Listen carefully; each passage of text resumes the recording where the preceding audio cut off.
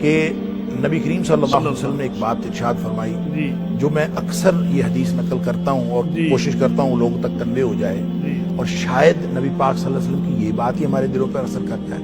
کہ آپ نے فرمایا کہ میں اپنی امت کے ان لوگوں کو جانتا ہوں، مسلم شریف کی حدیث ہے، میں ان لوگوں کو جانتا ہوں کہ جو اعمال اتنے اچھے لے کے آئیں گے قیامت والے دن کہ وہ پہاڑوں کی طرح، یعنی بہت زیادہ، یعنی پہاڑوں کی چوٹیوں کی طرح، اتنے اونچے اونچے پہاڑوں کی طرح. اچھا یہ کہہ کے کہ پہاڑوں جیسے اعمال لے کے آئیں گے، پھر نبی پاک صلی اللہ علیہ وسلم فرمایا کہ فَيَجْعَلُهُ اللَّهُ هَبَاءً مَنْثُورًا، اللہ تعالیٰ ان سارے اعمال کو گرد و غبار بنا کے اڑا دے گا. اب یہ گرد و غبار بن کے اڑ گئے، صحابہ تو ڈر گئے، اللہ کے رسول صلی اللہ علیہ وسلم ان کی نشانی بتائیں تاکہ ہم ان میں سے نہ ہوں. آپ نے فرمایا تمہارے جیسے ہوں گے، تمہارے جیسے اعمال کریں گے، تمہارے جیسے معمولات ان کے ہوں گے. فرق صرف یہ ہے کہ اذا خلو بمحارم اللہ، جب وہ تنہائیوں میں ہوں گے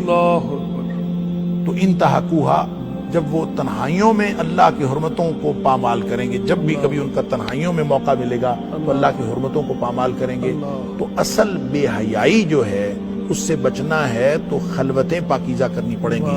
تنہائیاں پاکیزہ کرنی پڑیں گی. تنہائی پاکیزہ ہوتی ہے تو معاشرہ پاکیزہ ہوتا ہے، جب تنہائی پاکیزہ نہیں ہوتی. تو میں تو اس حدیث کے بارے میں اکثر سوچتا ہوں کہ یہ حدیث جب نبی پاک صلی اللہ علیہ وسلم کے دور میں آپ نے جب صحابہ کو سنائی ہوگی، ایک آدمی تنہا اللہ کی حرمتوں کو پامال کرے گا، تو تنہائی میں ایک آدمی اندر کنڈی لگا کے بیٹھا ہوا ہو تو وہ اس دور میں حرمت پامال ہی کیا کر سکتا ہے؟ اکیلا ہو ایک آدمی اور وہ اپنے کمرے میں بند ہو تو وہ کیسے حرمت پامال کر سکتا ہے؟ تو یہ حدیث ہے ہی آج کے دور کے بارے میں. آج ہمارے ہاتھ میں پوری دنیا ہے اور آج جو حرمت پامال کرنا چاہے وہ بیٹھا حرمت پامال کر رہا ہے. تو اللہ تعالی ہمیں ہر طرح کی بے حیائی سے بچائے. تو بات معاشرے کی بے حیائی کو اگر آپ نے ٹھیک کرنا ہے اور اس کو حیا کی طرف لے کے جانا ہے تو تنہائیاں بھی پاک ہوں گی تو تب جا کے محفل پاک.